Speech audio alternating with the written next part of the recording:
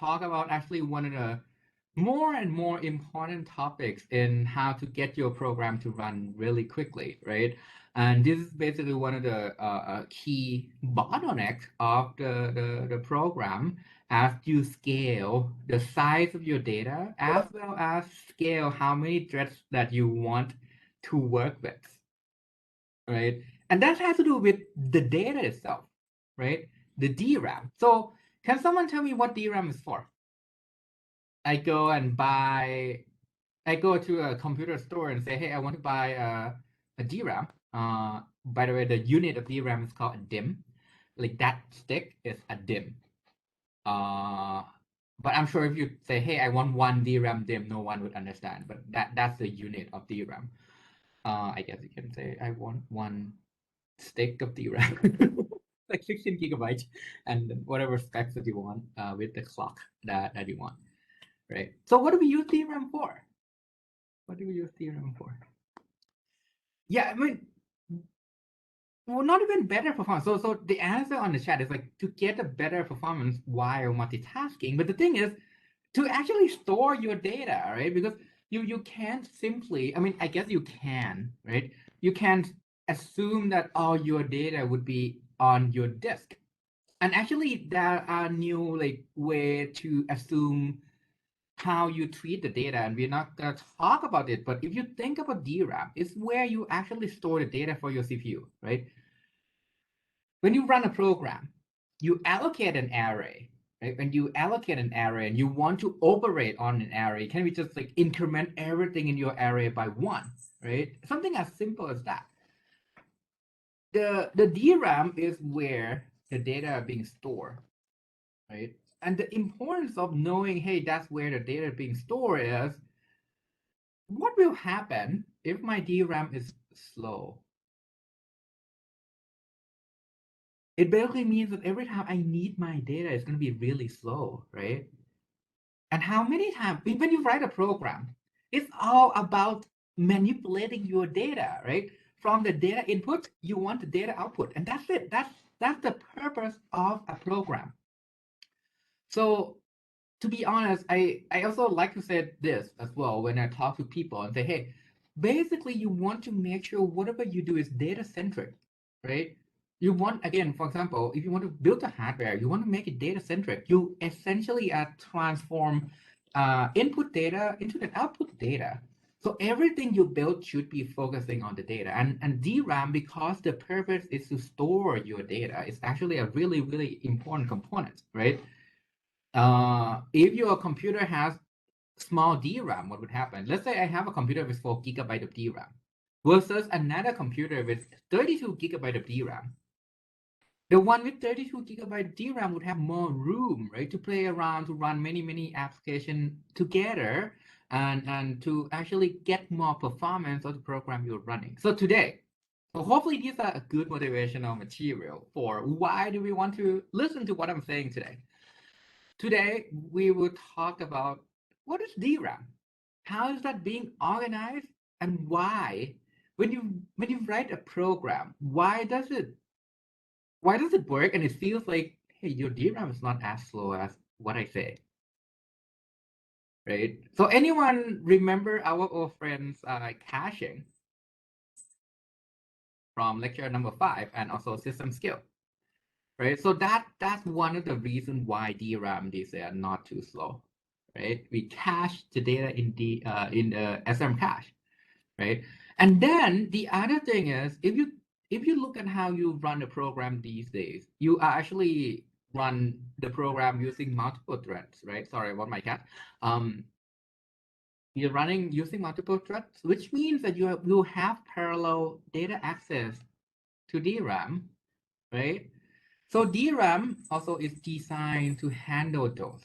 And now we're going to look at the structure of DRAM. So when you buy a DRAM, the DIMM is what you connect to the processor, right? When you plug your DRAM DIMM to the motherboard, anyone built your own computer before? Anyone here, or at least like seen how the motherboard looks like, right? There'll be a slot where you plug in DRAM. And basically, if you use the desktop and you say, hey, I want more DRAM on your machine, you can basically go to the computer store, buy another DIMM of DRAM and plug it in, right? So those are the, I would call it interface between the actual physical device to your CPU.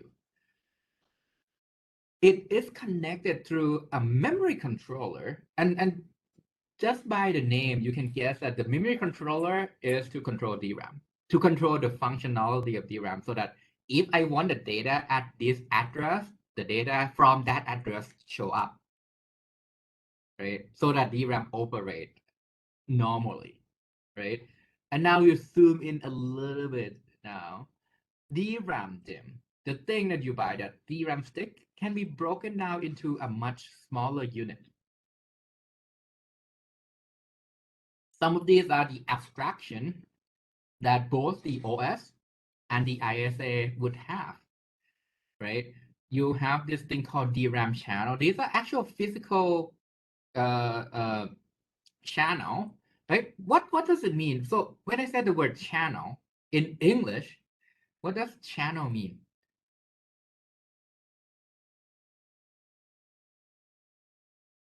I just want to help with like definition. Yeah, it's kind of uh so a channel can be like a waterway, right? It what does it allow things to pass? It's a medium, exactly, right? It's a medium for communication, right? So a channel in like the river, for example, allow the water to pass through, right? So if you have two different channels, it means that you can have two different communication going on, right? So when you plug the DRAM into the motherboard, basically you're connecting your DRAM through that channel, and that allows you to send the data over. Then you have the DRAM rank, DRAM bank, DRAM row, and the smallest unit that contains ones and zero, the DRAM cell. That's the individual bits, 1 and 0. All right. DIMM stand for dual inline memory modules. It's a memory module, as the name suggests. It is a memory. It has two kind of dual inline. Basically, it operates in a coupling format. The way you think about it is typically when you clock things, right? When you clock things, you do one action per cycle. Dual inline memory module, the DIMM in DRAM, would kind of like work on the positive edge of the clock and the negative edge. That's why it's dual, right? So when you look at the time, like anyone seen the DRAM spec before, like something like, oh, sorry, I just want to use a pen. DDR or something like this. Have you seen a spec, like when you buy a DRAM, it would have like this code word. Anyone seen that before?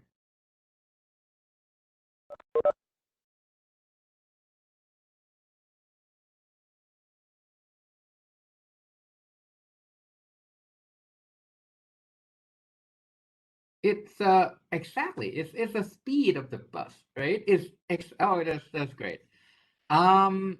So the answer on the chat is like, this means that it's generation 4 of DRAM. That's correct. DDR4 is the 4th generation, the double data rate DRAM.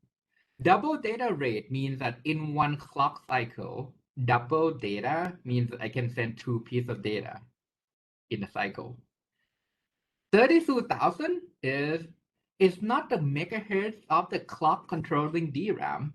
It's double that because I have double data rate. So the answer to say it's kind of like a bus speed is more correct, I guess. It's like how much data can you pump through that bus, and in this case, the clock is not 3200 megahertz. It's actually 1600.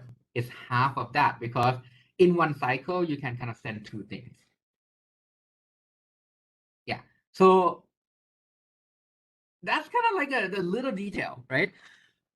There's also DDR5 coming. There's GDDR6 for the GPU. There's also what I'm gonna talk about toward the end of this lecture, 3D stack DRAM, where if you read the news article, sometimes they call it HBM, high bandwidth memory, basically DRAM stacked on top of each other. We'll talk about that. Those things won't be on exam. I just want to bring it up, saying, hey, these are cool stuff that you can buy right now, right? But anyway, if you think about it, because you have this specification, because you have a clock, and because you have the bus speed, right? Um, great question. What's the difference between DDR and GDDR? GDDR is aimed for graphics. And if you look at graphic applications, they demand a lot more bandwidth. So the DRAM designed for the GPU, even though it's more costly, right?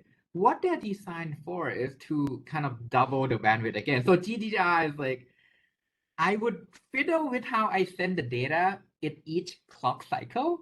So it's a dual data rate. If I remember correctly, even with the GDDR5, you get double of that for each kind of transfer through the bus. So it's higher bandwidth. The cost of it is you might have a little bit lower clock speed, but you get what you want because GPU wants bandwidth. CPU want DRAM to be fast, so DDR4 works perfectly.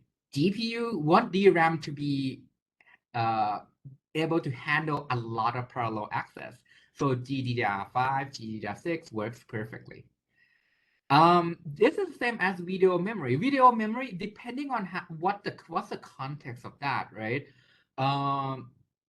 If it's used in, let's say if you look at the program in the OS and it's report like video memory, that can mean any memory that the system use right now to service anything video related, or it used to be called that back in the day as well. Like when you have to have this dedicated card to play even a video file, right? So because I'm older than you guys, I actually remember those days where you need an audio card and you have to have the graphic card just to play a movie, right? So back in the day we have those, but now it's more general purposes where you have this just memory that works for CPU, and the DR4 actually work for GPU as well if you have the integrated GPU on the same chip. For example, the Intel GPU, right? Another great question on the chat. Basically, the question is, for example, if there's a 10 gigabyte RTX 3080, right? If you buy a graphic card, that's the GDR DRAM. What are you getting when you buy the GPU is you got the GPU on them, and you have the DRAM actually they solder it on the same board. Basically, that package has the GPU that connects to its own DRAM.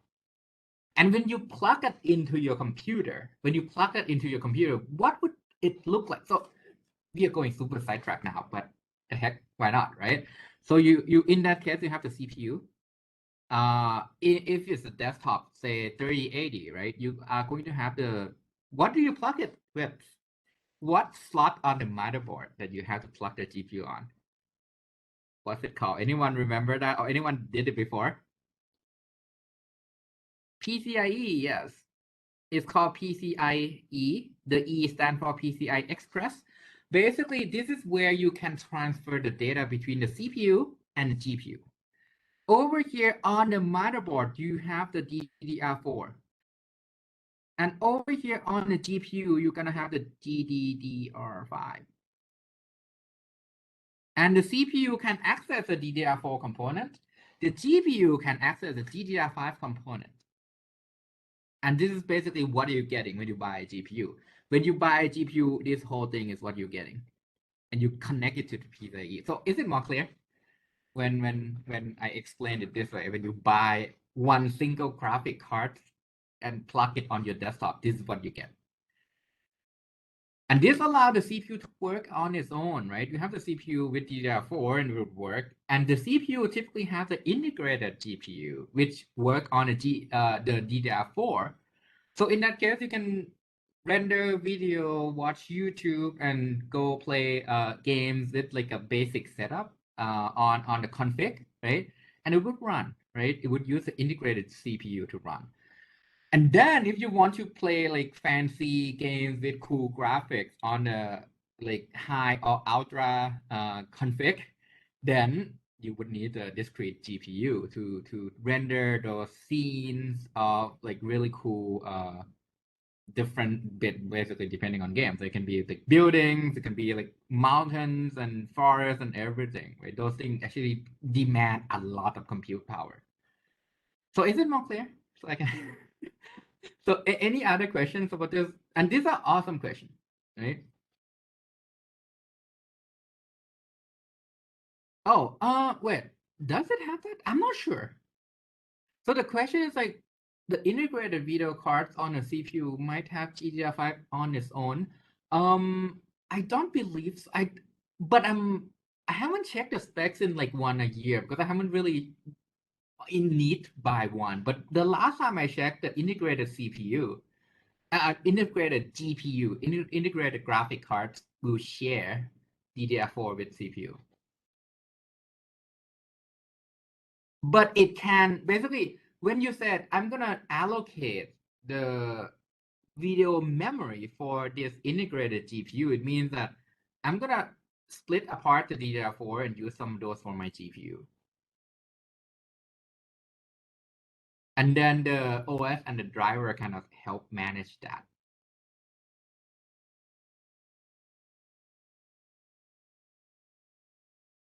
All right, so now let's go back to the DDR4 32,000 specification, right? Because there's a bus limit. It means that at each time interval, DRAM can only transfer a limited amount of data.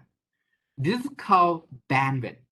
This is like one of the words you are going to hear most often in many places. Even things like when you buy a internet plan for your home, they'll say, okay, what do you want for the upload bandwidth and download bandwidth, right? So what does bandwidth mean? Anyone want to guess what bandwidth really means? Just read out from the slide also works as well. What is a bandwidth? And that applies everywhere.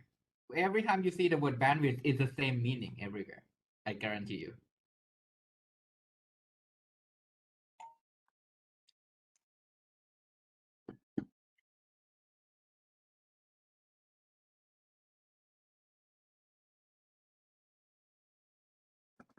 It's it's how much data. Yeah, I mean, yes, if you break it down to like English word, it's the width of a band, right? A band is something like this, right? And how wide is that? Basically, it means that how much data, if I measure within a unit of time, for example, 1 second, like 1 second, how many bytes of data can I transfer the data over from one place to another? So that's bandwidth.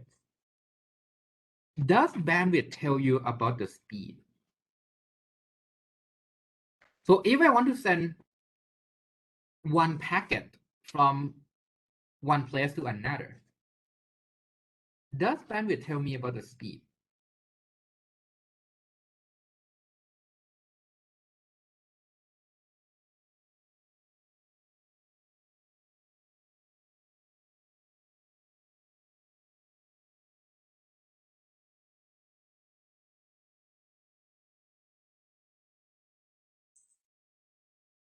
It actually doesn't mean things are fast always, because it only means that within 1 second I can send hundreds of megabytes, hundreds of gigabytes, right? But at the end of the day, if I want to send one package over, that's latency. Anyone seen this thing where you measure the latency and ping something, right? When you want to, well, actually, let me try it on my phone right now. Let me do the speed test on my phone.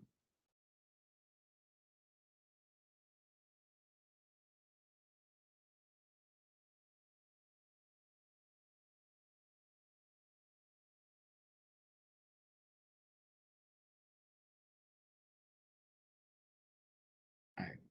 I'm basically going to a website to do the speed test right now, and it's not that fast. Okay,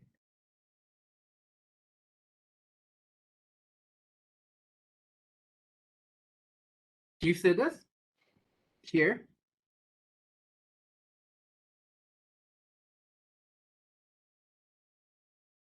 Trying to check if the video is on here. So basically what it said is it can transfer 83 megabits per second. That's the bandwidth. I can send 83 megabits per second through my internet. It would arrive at the server that's testing the speed right now.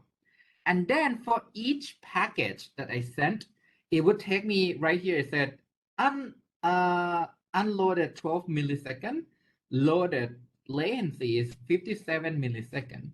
So that's the per package. That's how fast it takes 12 millisecond for empty package. Or if it's loaded for the network, it's 57 millisecond. So that's a ping. In FPS game, ping means basically if I do some action, whenever that action would take place on a server, because I need to send that package over. Right. So is it more clear now? It's a combination, your true speed is kind of like a combination of bandwidth and latency. And DRAM works the same way. DRAM works the same way. There's a speed, which is the latency of DRAM, and there's a bandwidth, which is clearly the bandwidth of DRAM. All right. And why do we want higher bandwidths, right? The reason why we want higher bandwidths is because of this particular keyword called memory level parallelism. So what is parallelism? You guys did kind of some level of multi-threading for problem set 1, right? Or at least threading. What is parallelism? If I just look at this word, what does it really mean? To be able to do multiple things, right? Multiple things at the same time. Memory level parallelism means that my program can access a lot of data at the same time. Because memory takes a long time to process, right? Because memory takes a long time to process. I can try to resolve many DRAM access in parallel. Is that a good thing? So let's say I can do that. Is that a good thing? Rather than I would just do it one by one by one by one by one.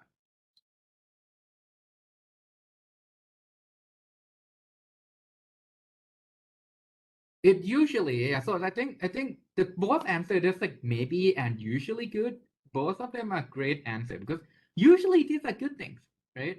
And the DRAM structure is basically designed, the channel, the rank, the bank, everything you've seen so far is actually designed to basically provide that ability, right? It wants to be able to provide that ability to service multiple data in parallel, right? The way I want to envision is how many people go to supermarket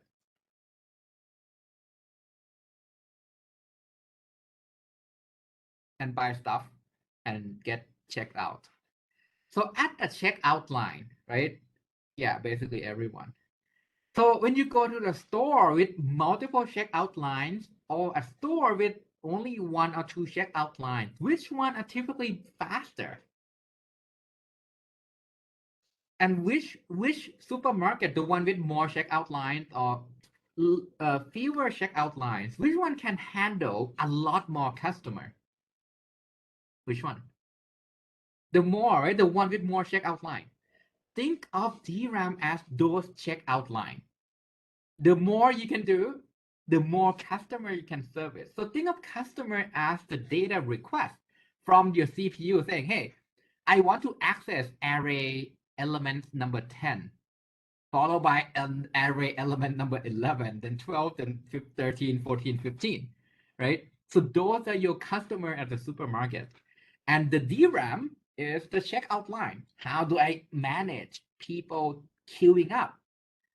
Who do I service first? How many checkout lines do I need? So what's the cost of adding more checkout lines? What's the cost of adding more checkout line for a supermarket?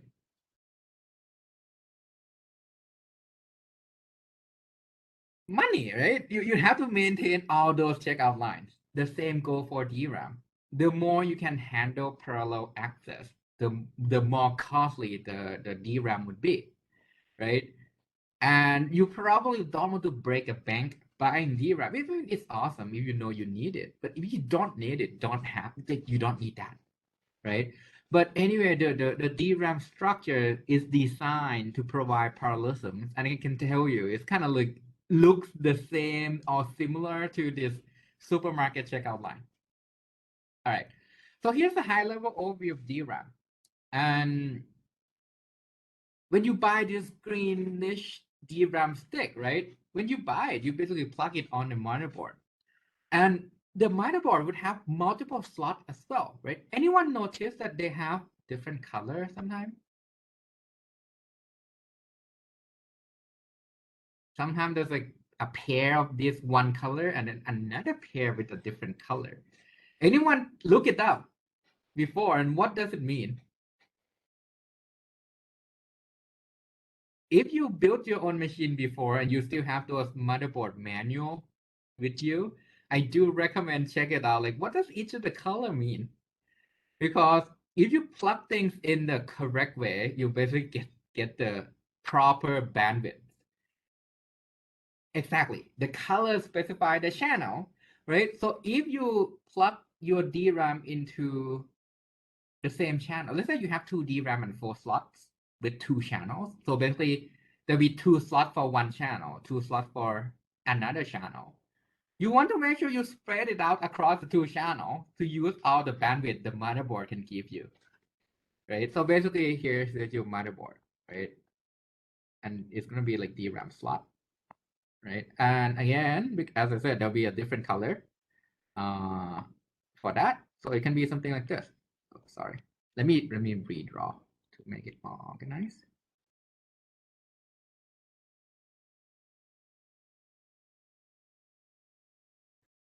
It might look something like this, right?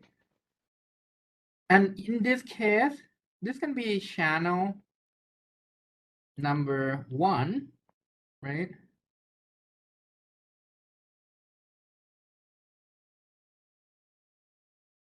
Channel number 0, and sometimes this next to each other. What I see more often is like it's kind of do this one color switch with another color, and my guess is that that would give you more airspace so that the DRAM cool itself better if you only have 2 DRAM DIMM, right?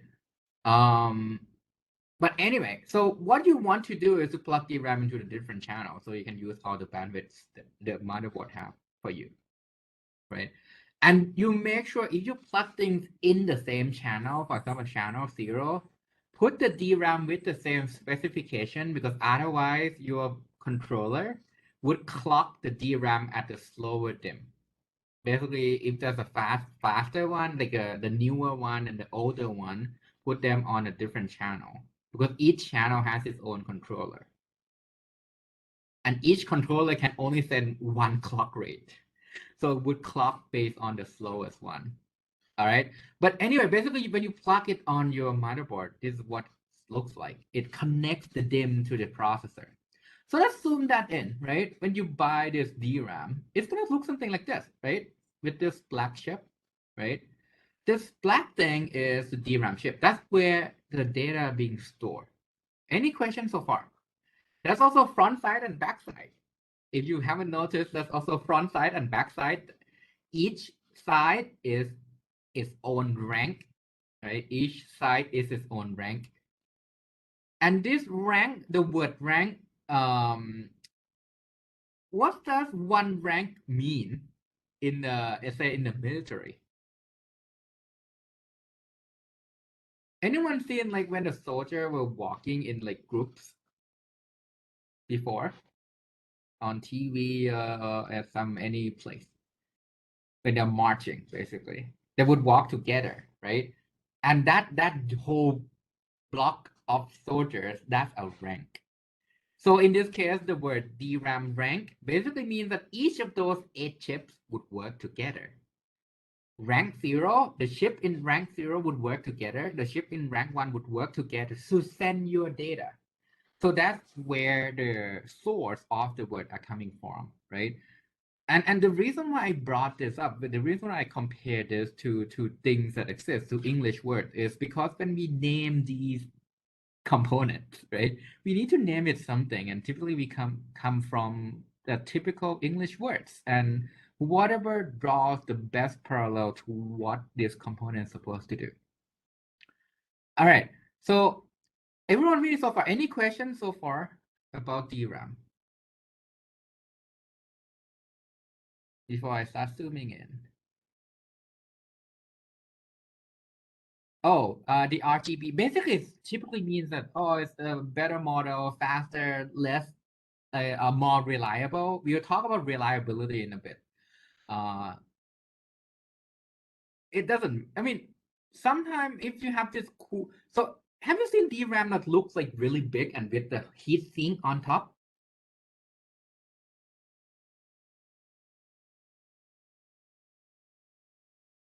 Do you actually know that when DRAM come with the enclosure, that's a heat sink? So those are kind of designed if you want to kind of overclock your DRAM. So it would cool down the logic.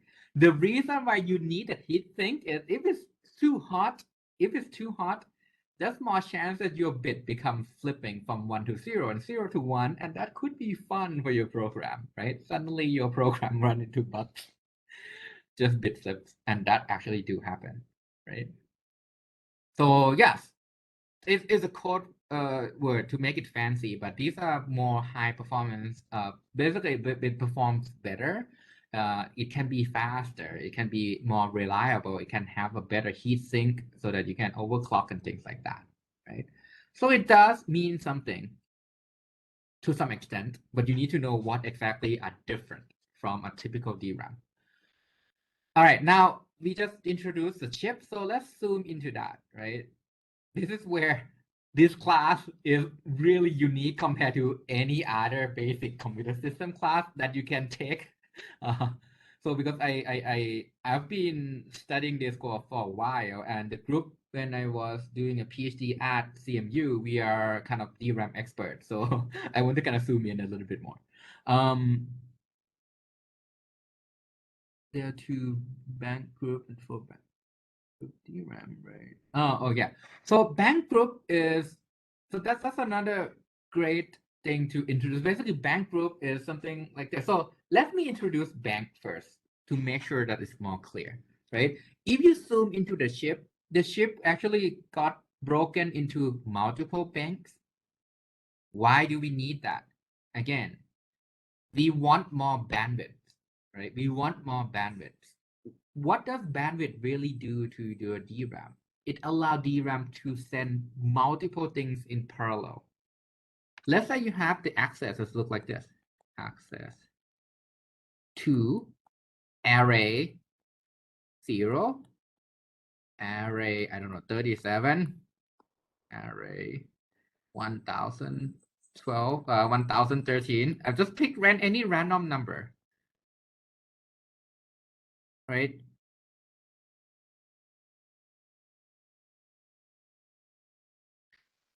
Like right now, there are 5 access to the array at different addresses, right? When I said I want to be able to service these in parallel, it basically literally means that I want to, while I'm trying to process array 0, I'm trying to process array 37 as well, and also trying to process array 1013, and also trying to process array 2001, and also trying to process array 40,103. And the reason why I want to draw a parallel to a checkout line at the supermarket, these banks, think of it as the checkout line at the supermarket.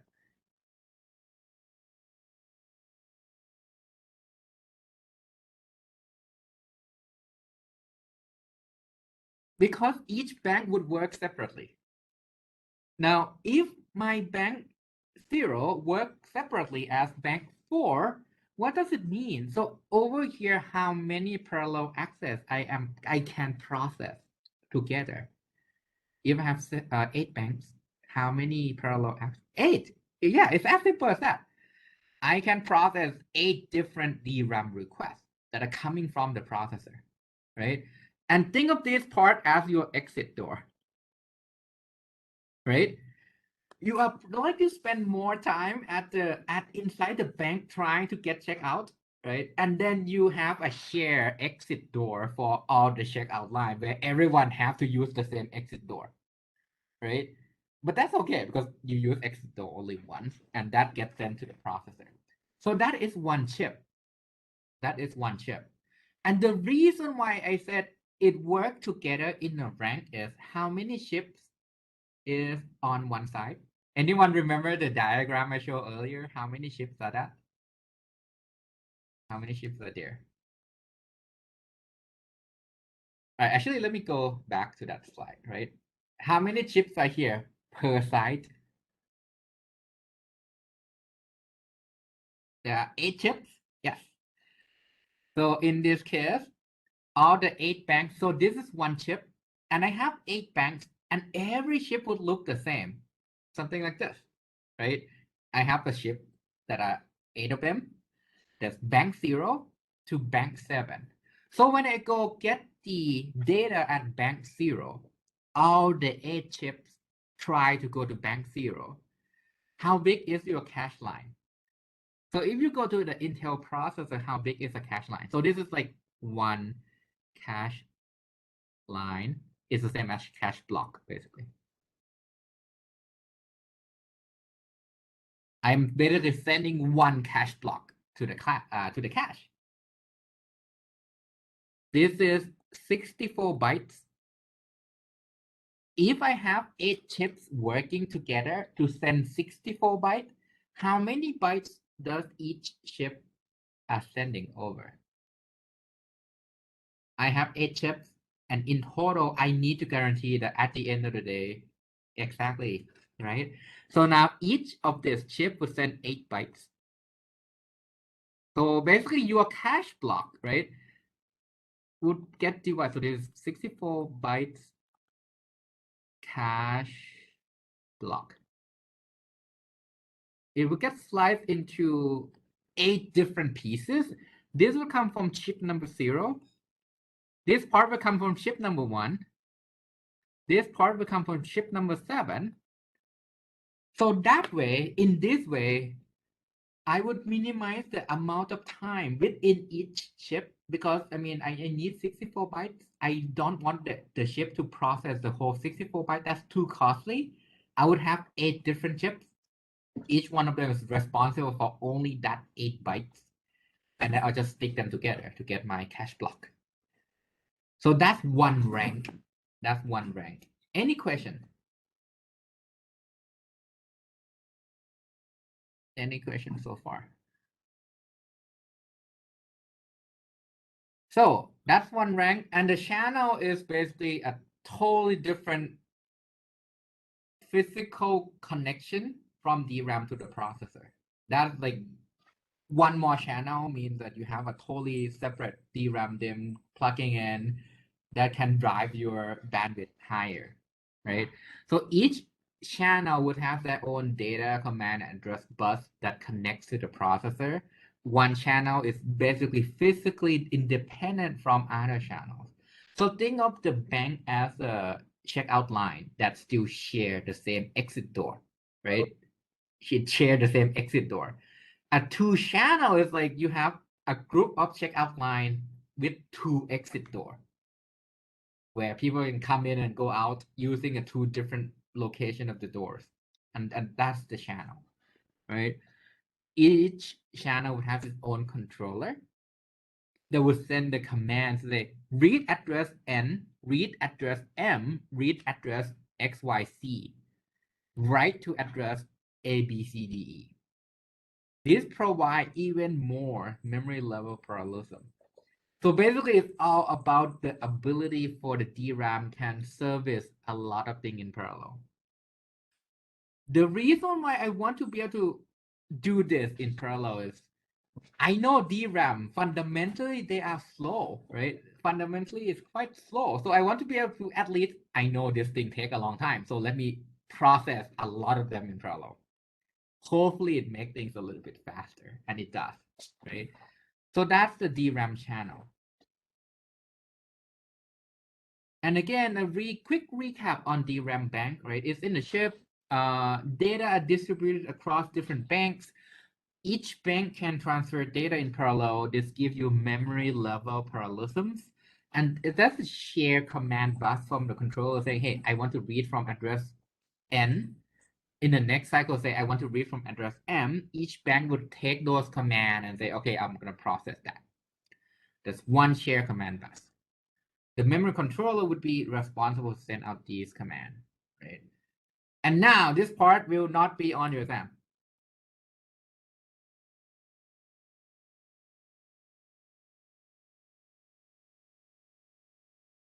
But it's just because I do a lot of research on this. I want to kind of talk about this. Sorry. So this is a part it's not on the exam. We will talk about the memory controller and what is that, right? And again, I said let's compare to the checkout line in the supermarket. So what is a typical policy when you queue up at the checkout line? How do they process the customer when they want to get checked out? What's the policy? FIFO, yes, first in, first out, right? But have you seen sometimes it's like there's a special queue for people with not a lot of items and things like that, right? So why do we have that?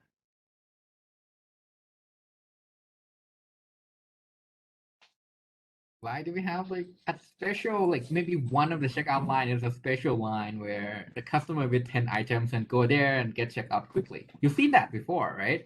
It increased the speed of how you can process the customer because if you buy 10 items and everyone in front of you is like buying the kitchen sink to their month or 2 months old groceries so that they can stay indoor during the COVID pandemic, right? In that case, you don't want to wait forever just to get checked out for 10 items. So these are basically the job of the way you design DRAM, and part of it is a controller design. So again, we have bank level parallelisms. We have multiple banks. Each bank can process its own request, right? And what the controller need to do, basically controller say, I want to read, I want to write, and basically make sure DRAM operates, right? Controller would like to basically send different requests to different banks. So that's always the goal, right? And this is called bank level parallelisms. And then inside the DRAM, there's also the way you read DRAM, there's a concept of a row. So we have this word defined way in the beginning. So we have DRAM rank, bank, row, and cell. DRAM row is, think of it this way. You can store your data, right? This is your data in DRAM. You can think of it as a row and columns of binary value, ones and zero. And these are the row, right? The problem with this structure, basically your DRAM chip store your data in this structure. It basically uses this structure to store your ones and zero. The thing is, inside the structure, there's so few electrons that you actually store. So if you want to measure the voltage, what happens if it's only like 10 electrons in the capacitor? What would happen when you try to measure the voltage?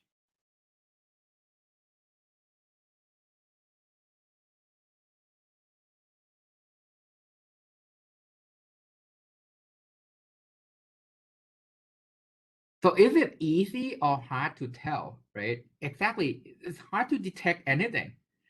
I can't tell if it's 1 or 0 because it's only a few electrons. Is that like noise, right? So what happened is even though you store the data in in this particular 2D organization, when you want to read or write into DRAM, you need to first amplify the row. You first need to amplify the row. And again, because this is not a part of your exam, I can go a little bit deeper because this is probably more of a curiosity thing that I want to tell you what's happening in DRAM. But DRAM would use amplifier right? What does amplifier do? So let's say you are listening to a music and you plug that in an amplifier. What would happen to the music you're listening to?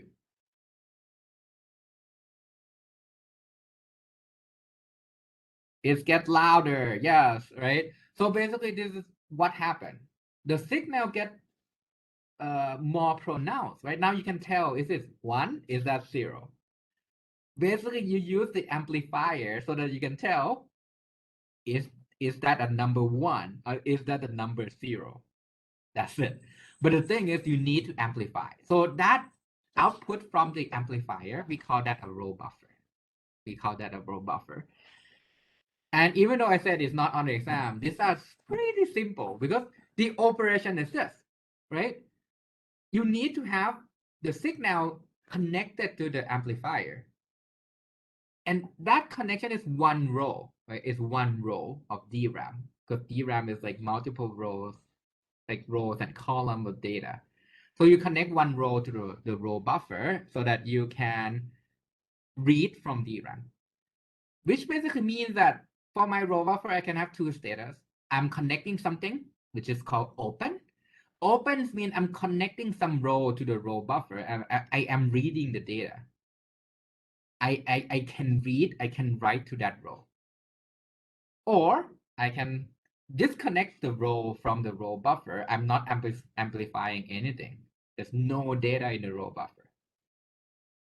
All right, with me so far. I can connect the data to the row buffer so that I can read or write to it. Or there's nothing connected right now.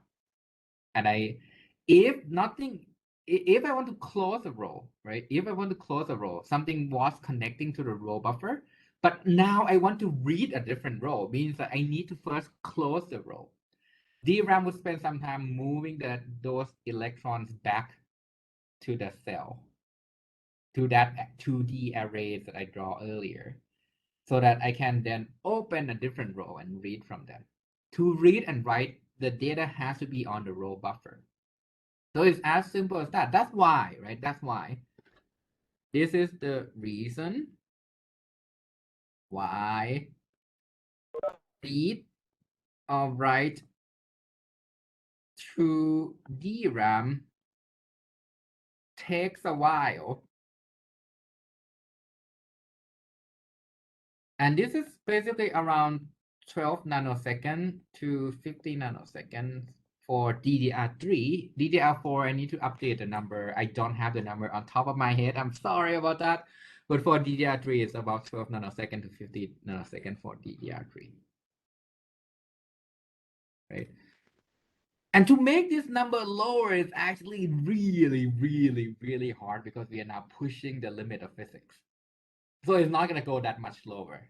I guarantee you. It's just physically impossible anymore. So we can increase the bandwidth, but it's really hard to get DRAM to be faster because we just simply cannot, right? So that's why when you go to DRAM, it takes some time. And again, the operation is something like this. If I have an open row, something is on the row buffer, I want to read something. Basically, I just need to spend time reading the data. So that's about 12 nanoseconds. If I'm reading the data from a closed row, I need to first spend some time bringing the data back to the row buffer, and then spend some time reading that data back again, right? So this will take around, I would say around 30 nanoseconds. And full blown, if I need to close the row first, open a different row, and then read, this will take around 50 nanoseconds. So that's explain why when I said I want to go to the memory, it can vary how long would that take. And outside of this, there are also other requirements to basically governing the timing to make sure your data is intact. You don't want DRAM to randomly slip your data, right? That's basically going to be really, really odd. But with this assumption, it means that if I want to issue a request, right, then I want to make sure I read, if I open something, if I have some row connecting to the row buffer, and there's a request reading the cache line in that row, I want to make sure maybe I complete them first, right? Because they're quick. right? So accessing data in the open row is faster because you only have to send a read command. If I need to access the data in a different row, that'll be slower because I need to what we call activate and pre-charge, right?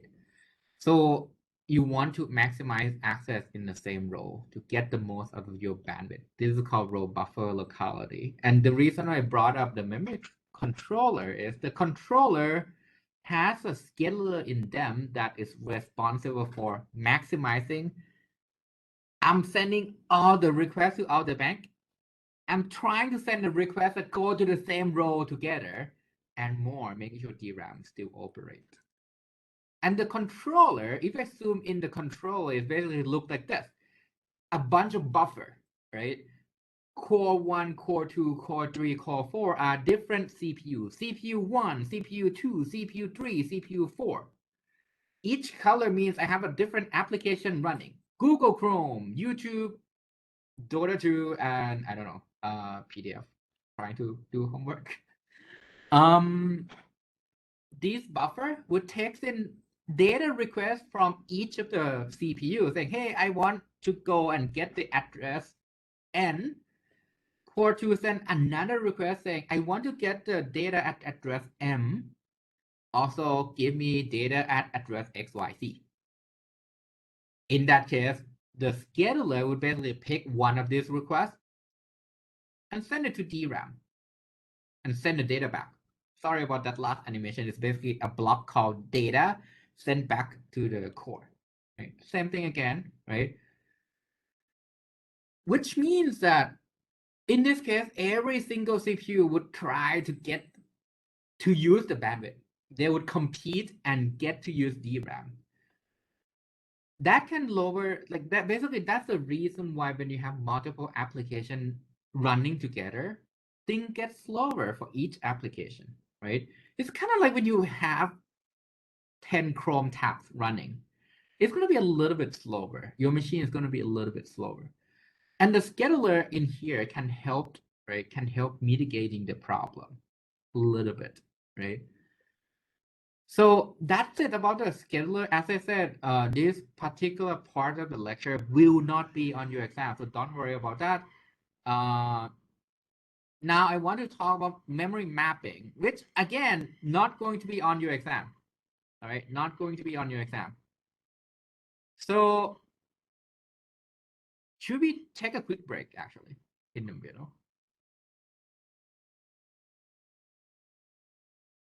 All right, so let's do a quick break. If you have any question, please put it on the chat, right? I'll be, let's do a 5 minutes break and we'll be back at 3:10, all right?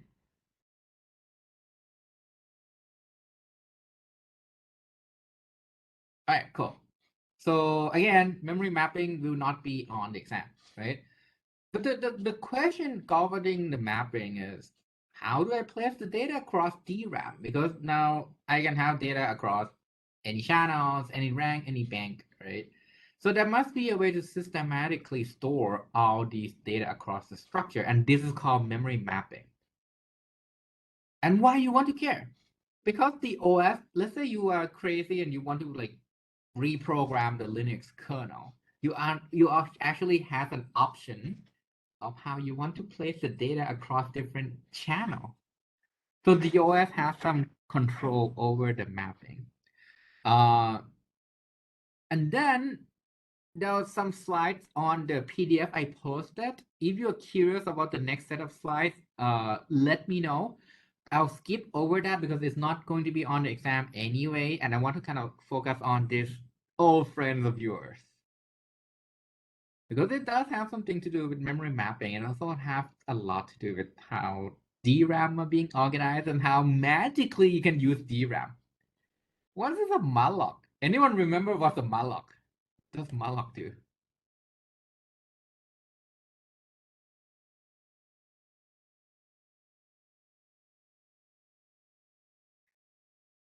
Yeah, it basically allocate free space, right? Reserve the memory for the program. Everyone here said in the chat is all correct, right? Which is awesome. You now understand how malloc works. So basically it reserves the memory for an application. So these are the tasks that Malloc have to do, right? You have a program that can call Malloc. And the Malloc basically have to do this. It first has to say, okay, do I have, oops.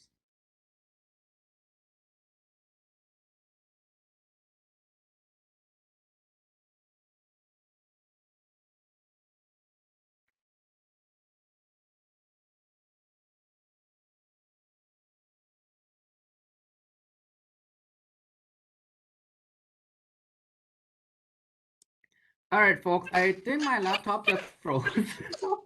So I'll be right back. Is that okay?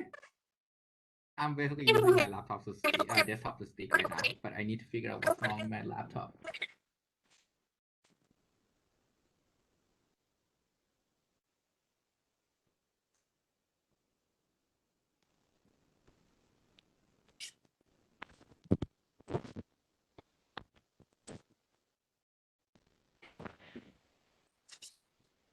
All right, can you hear me, by the way?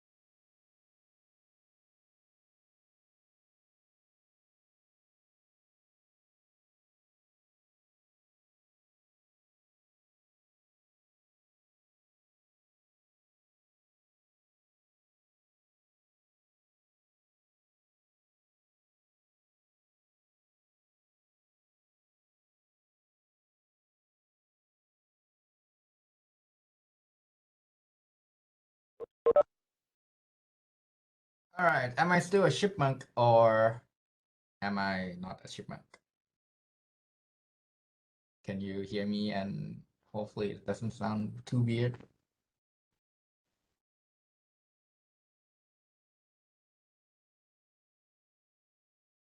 All right, now it's not a chipmunk. Where were I? Where was I? Malloc. In the meantime, I'm basically connecting on my desk laptop again so I can draw.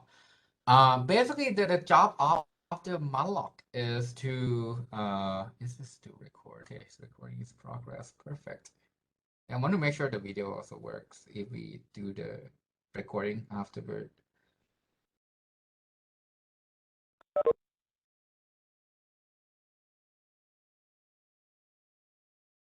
So if you think about it, right, I want to be able to give the free space to a program. Yeah, I'm not sharing the screen yet. I'm rebooting my laptop, so give me like maybe 2 or 3 minutes. But in the meantime, I'm basically gonna say things from just my microphone on the desktop. Give me a few seconds.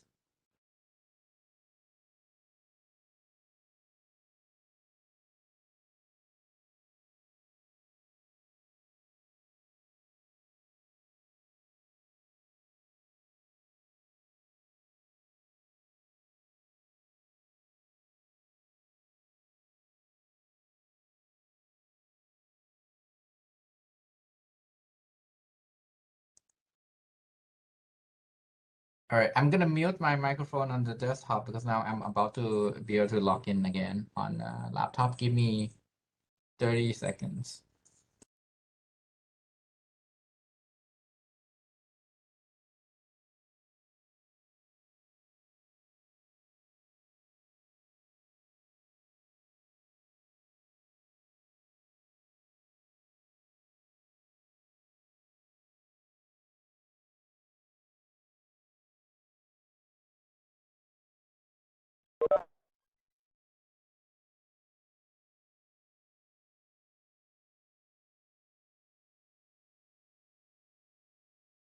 I think I'm back.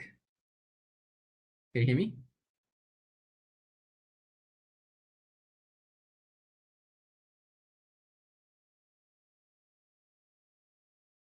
All right. Do you guys see the screen?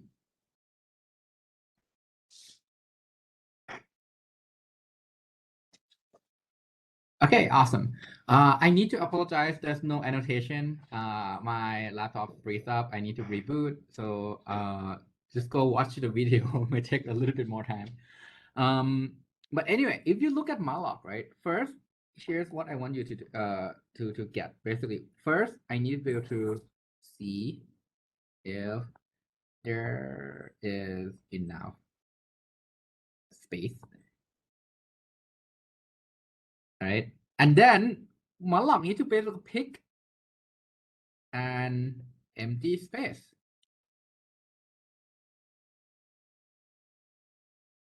for the application. And that empty space, what do I have to guarantee about the size? So let's say I malloc in here, just put in number 50, right? What do I have to guarantee from the malloc point of view?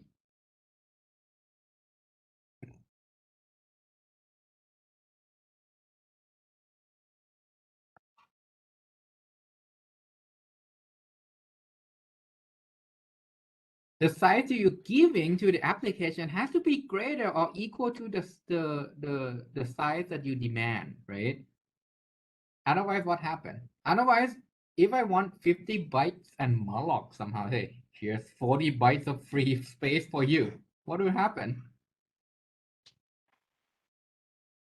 It would, well, basically it allows you to overwrite someone else's data because you think I can write to the byte number 41, 42, 43, 44, right? Which is kind of weird. So that's what you have to guarantee. And the third thing is you need to be able to do this relatively quickly, right? Because at the end of the day, it would be bad if you say malloc for 40 bytes of data and it go and disappear for 2 seconds. That's too long, right? So that's kind of like a three primary tasks, right? Check if there's a free space, pick the empty space that has the size right about the size you asked for, and then do it quickly. So anyone have an idea of how can I quickly find a free space? Should I just go to DRAM and search the entire thing? Would it be fast or would it be slow?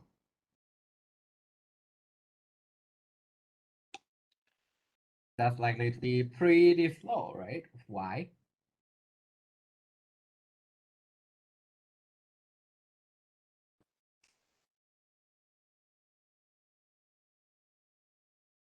Because you have to exhaustively check every single location. Is it free? Is it free? Is it free? Is it free?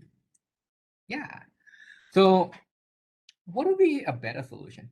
How about this? Can we use data structure that we learned from the data structure class and somehow maintain a list of free blocks?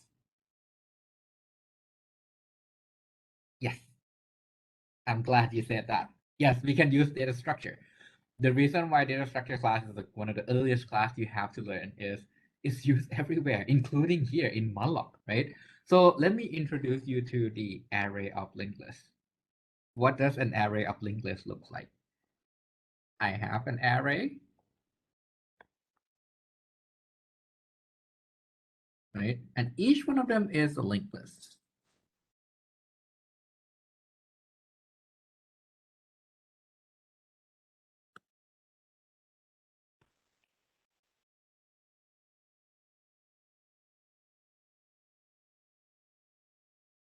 And did you notice how I have a much bigger block in the next level of my array? So what I can say is in the beginning, what the machine can do is I'm gonna build this array of free space, right? I will have this array of linked lists that point to the free space in DRAM. And now I would kind of chunk this into smaller blocks. And I can merge, basically I can merge these two together, right, into a bigger block. In case this one ran out, now I have a much bigger block that are the merge of the two free space, the level before. And over here, it can be something like, this is a 16 bytes size. These are 32 byte in size. This can be 64 byte in size. This can be 128 bytes in size, blah, blah, blah, blah. And this can be like, I don't know, 2 gigabytes in size, right? In that case, what do I have? So let's say I have the malloc for 50 bytes. What should I do? Now I have a malloc for 50 bytes. What should I do? Which one of these linked lists should I go and find a free space from? 64, right? Then I'll go to the linked list from the 64 bytes. If there's items in there, what does it mean? It means that I can have a free space size of 64, giving back to the application, right? And that's it. You say, hey, that's your address, done. I guarantee that's an empty space. Now, what if I run out of 64 bytes block? What can I do? So that linked list is empty. I want 50 bytes, that 64 byte linked list is empty. So there are two things you can do. You can go to the 32 byte linked list and see if there's anything you can combine, right? So that's the first thing you can do. If there's any adjacent things that you can combine and make it 64. The second thing is go down. And the easiest solution is to go down. So now you go to the 128. Then you go to the 256 if there's none in there, right? So what's the benefit of this approach? How quickly can I find free space in most cases?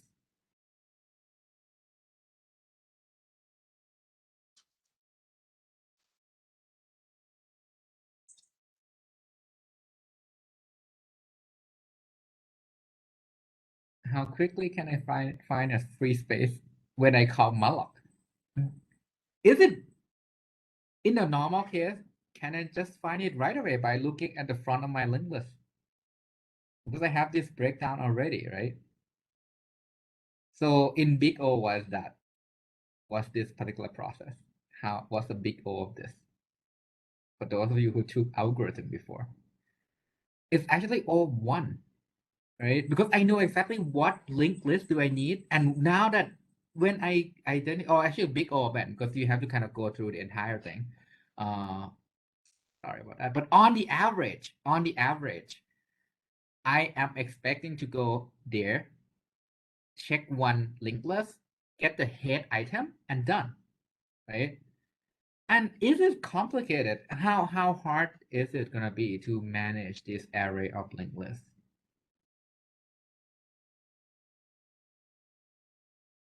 So let's say you finish system skill. Can you write something like this? It can be it's not hard at all, right? I mean, within a month, you can probably get it correctly, right? And this is like a basic version of malloc that you can find. So this is like, I'll give you one example at CMU, right? The class that kind of equivalent to the combination of this class and the system skill class, that will be a lab where we ask the student, they don't ask the student to implement this version of malloc. And most of the bugs are basically like when you give these pages, like when you start running the program for a while, things get messy because you start to run out of those blocks. And the policy is like, there'll be a listed policy from the assignment sheet. Okay, if you run out this item, here's what you do. Here's what you do. And then sometimes you miss one step and there's a bug. But at the end of the day, it's not hard at all to maintain these lists, right? And now when I allocate, how do I keep track? how do I keep track of the allocated space? So the basic, right? You have the free list, which is basically array of linked lists.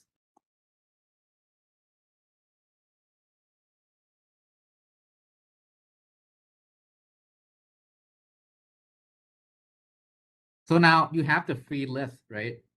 And let's say you allocate something. What can you do? How can you then maintain the allocated space using the same concept?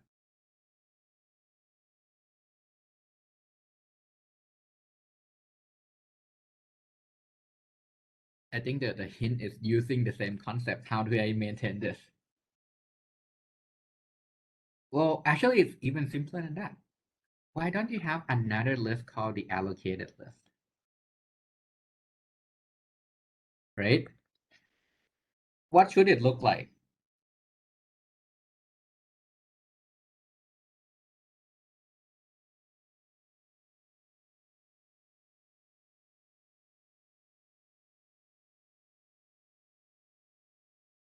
What should it? Exactly. It should look exactly like the free list. It's just an array of linked lists again, right? And when you call allocation, so let's say you do malloc of 50, and let's say this is the 64 bytes, right? Basically, you want to take the free space from the 64 byte linked list. What should you do? Basically, what I would do is go here, take this block, put it here. So that's malloc.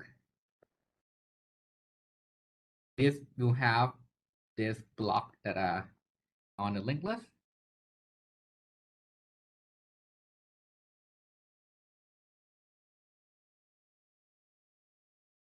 Right? Okay, so that's a great question. I'll go back to that quickly. Now, what would happen if I have to free? So let's say I'm done with this block. I want to free. When you allocate, you move from the free list to the allocated list. So when you want to free, what happened?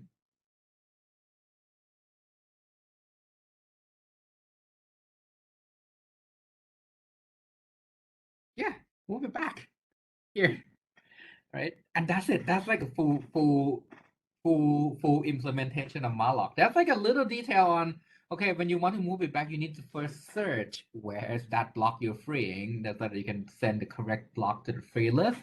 And then again, what if the 64 bytes entry is full, is fully allocated, so you have to go down the size, right? But is this simple?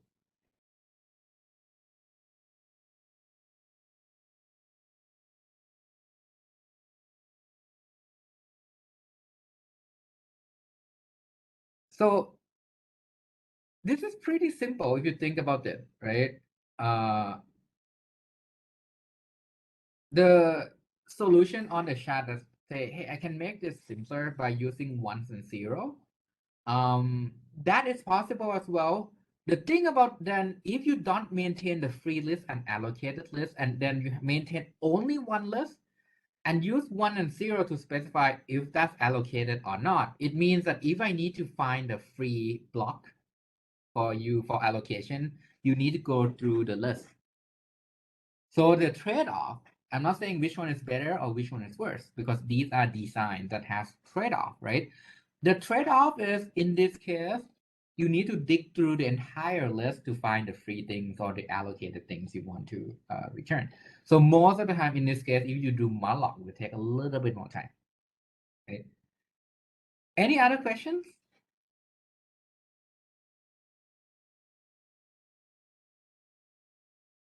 And I'm doing that question on the spot, so there might be more things. There might be more upside and downside.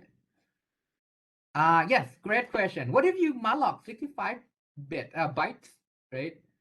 Exactly, then we will waste 63 bits. This is actually one design decisions that a better version of malloc have to figure out. How do I maintain, in this case, I want 65 bytes and I don't want to waste a lot of space, right? But generally, it's a it's a trade-off that get better and better. I'm gonna say I don't want to use the word better and better. It's a trade-off that become less and less important because how big is your DRAM?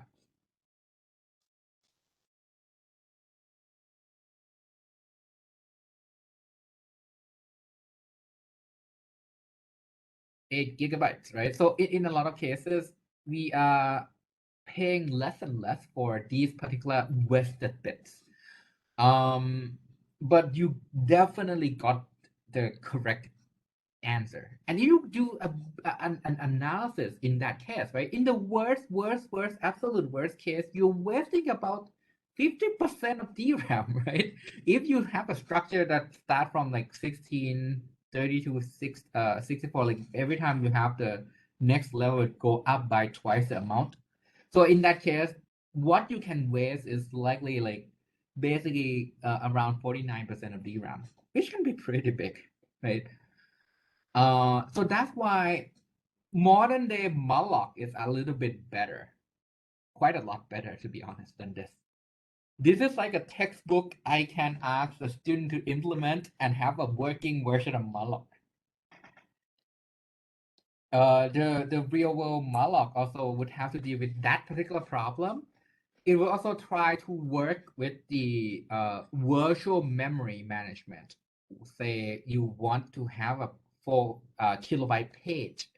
How can you malloc and group things from the same application within that page and stuff like that? So it's a part of the design, right? Uh, I would like to believe though, so that's the question, another great question from the chat. Is that why we prefer to allocate 2 to the n bytes usually? I would like to believe that's why. But I mean that's actually there's no there's not a restriction to be honest, right? But that's one of the depending on your implementation of malloc. If this is the implementation, then yeah, if you do 2 to the n bytes, it's like less amount of data being wasted. The other thing is when you have the 2 to the n data format, and when you bundle them together, they would align in the cache block, they would align in the page. So typically, when you write a program with allocation of that 2 to the n size, typically they are faster. Typically they are faster because when you have the data access in the array, it's kind of aligned really well, right? Yes, you can do that. So one of the solutions you can, if you run out of space, you can go up one level and try to find anything that you can combine. When you want to combine, you need to guarantee that they're actually next to each other. So that's the only thing you have to guarantee, which can sometimes be hard to find, right? But yes, that's totally possible. And you can break too, right? I want to break 64 bytes into 2 blocks of 32 bytes. All right. So now, is this black box called malloc more clear now?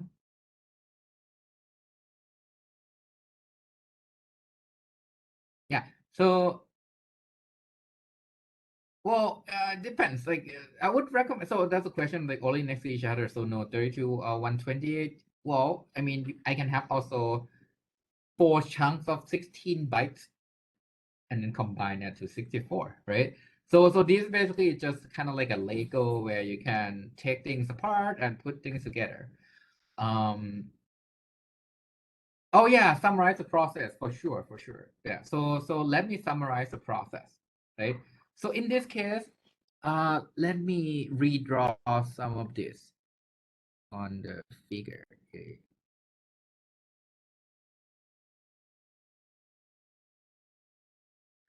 So the key idea of the basic implementation of malloc is I will have 2 array of linked lists.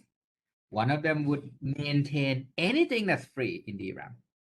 The other linked list called allocated list is anything I have allocated so far. All right, with me so far.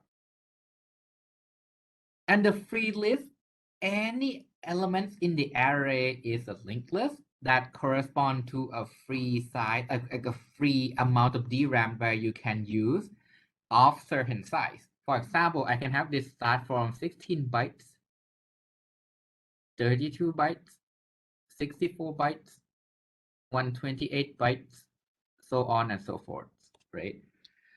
And in the beginning, when you boot up the machine for the first time, how does a free list should look like? It should be a bunch of basically free items, right? So this should be full of free data block.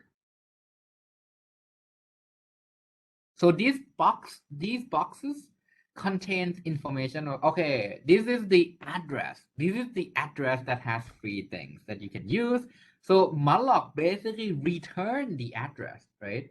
It returned the address back to the function that called malloc, and it guarantee that for whatever size you're allocating from, it's going to be free and you can use it, right?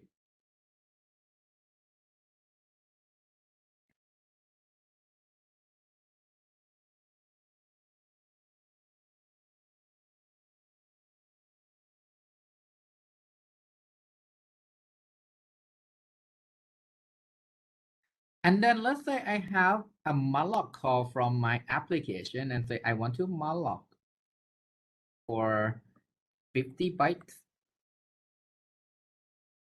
In this case, what list should I check?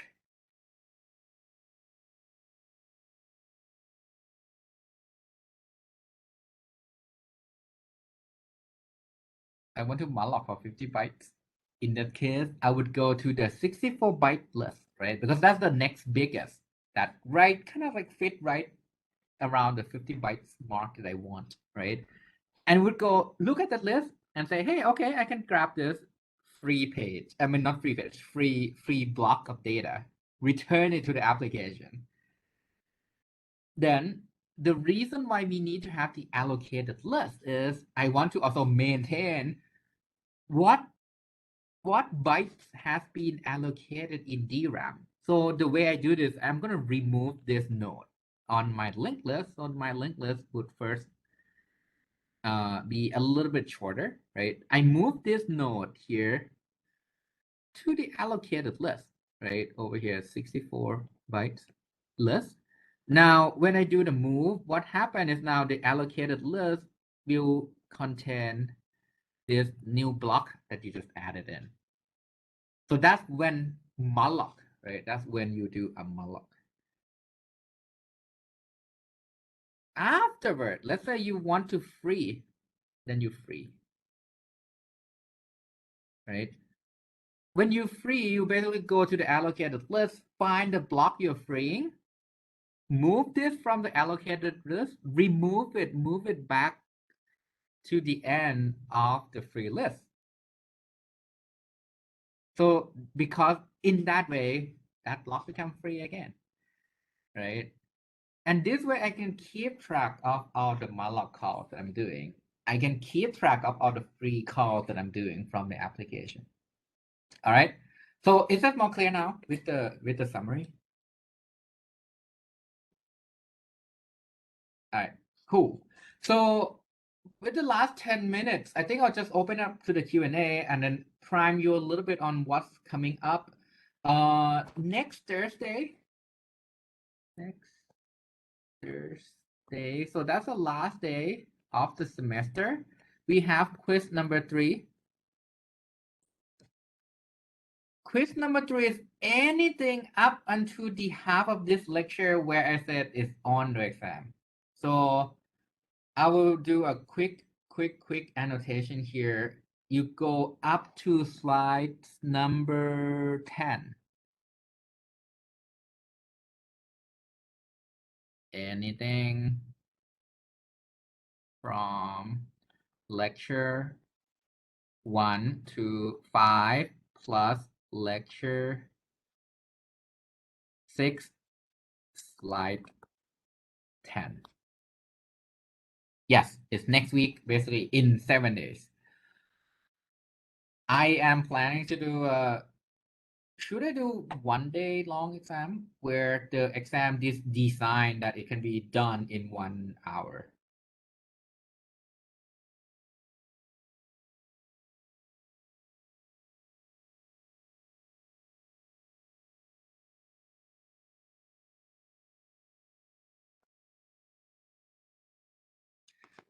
Basically, pick the time you want, right? Pick the time you want. I mean, I can do 3 days and then design for 2 hours. It'd be longer exam. Which one do you prefer? I haven't made the exam, so I can do both version. Anything you prefer, let me know right now. I'm up for both version. How about we do a vote? Shall we do a vote? Let's vote. We should be democratic about this. Let me do the poll quickly. It's likely to be more time consuming. I can't guarantee about difficulty of my exam. I am trying to aim for the same difficulty.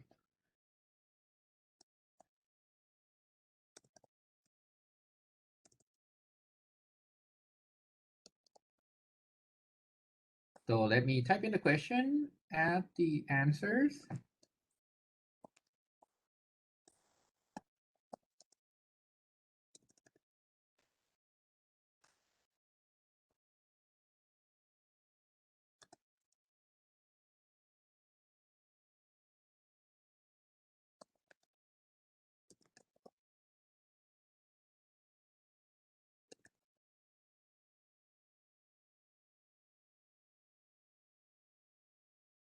All right, poll is open. Go and answer that. Yes, April 7 is the project due date. We'll talk about the project in a little bit because we will do a demo. You sign up for the time on the 7th that you want to do a demo. You join in with some of your friends and you tell me what are the awesome optimization you've been working on. All right, we have a competition right now, actually. So go and vote, go and vote.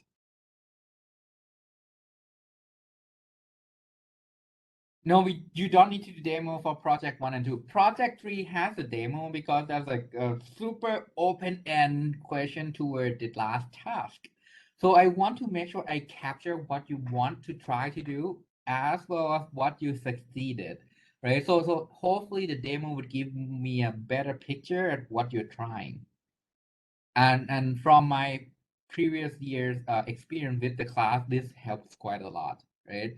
So it only wastes about 15 minutes of your time, but you can now then explain what implementation you try to do.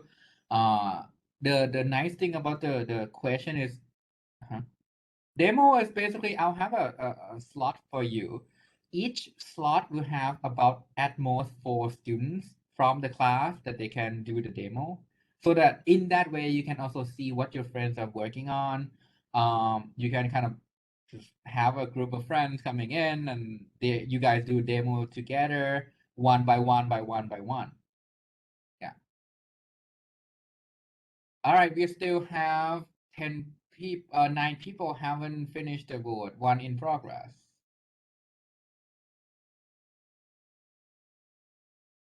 I'll keep it open until the end of this class, and we will announce in, well, remaining time for the poll is 3 minutes, so I'll keep it open. Any other questions? Let me make sure I highlight this. Next week, I will start to talk about concepts or topics in ComArc that I find cool or interesting. So hopefully you guys can participate and ask a lot of questions that are outside of the scope of this class. I will do a quick review of what we went over so far in the last 6 lectures. And then we'll also cover the RAM reliability, because the reason why I brought this up is this is actually a more advanced topic. Or it can be a pretty undergrad level, but if you're in computer engineering, right? Because in that case, you have to deal with like, okay, what happened when bit flips and things like that. But with how computer gets smaller and smaller and smaller, your transistor also gets smaller and smaller and smaller. So this becomes a lot of a big problem and nowadays. And I think we're at the bind here. So if you haven't started a vote, do it now. We are at equal 7 versus 7 on the exam.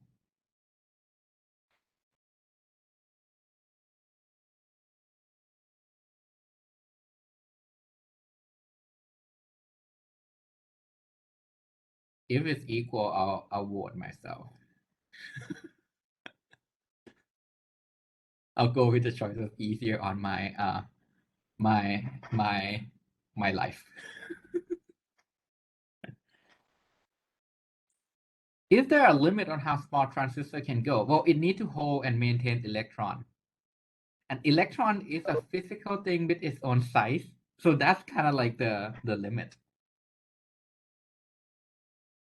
Yeah, it can be pretty small. But think within like nanometer scale, like it gets really hard.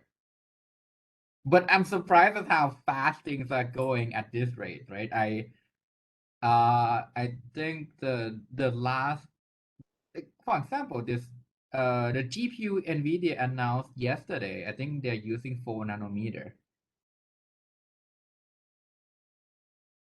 Yeah, sure. If your classmates are joining in to vote, basically do it quickly. We have 7 seconds left. 6, 5, 4, 3. If you're in progress, click right now. Okay. I'm waiting for you to submit your response for the vote, and quickly the one that determining what day. I mean, not what day, but like for how many days for the exam. Uh, Great job, guys. We have 7 for 3-day exam and also 7 for the 1-day exam. Because of that, I said it's also my choice, which is originally 1-day exam designed for 1 hour. Is that okay? All right, cool. You go with this. All right. Next Thursday, quiz number 3. It'll be a 1-day exam.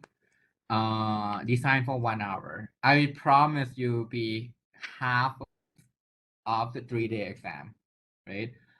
I will be online. I will be online the entire period on Thursday from 2 to 4, right? Where I answer the question. And yes, we should embrace democracy. It's a great thing. Yes. So let me stop the recording.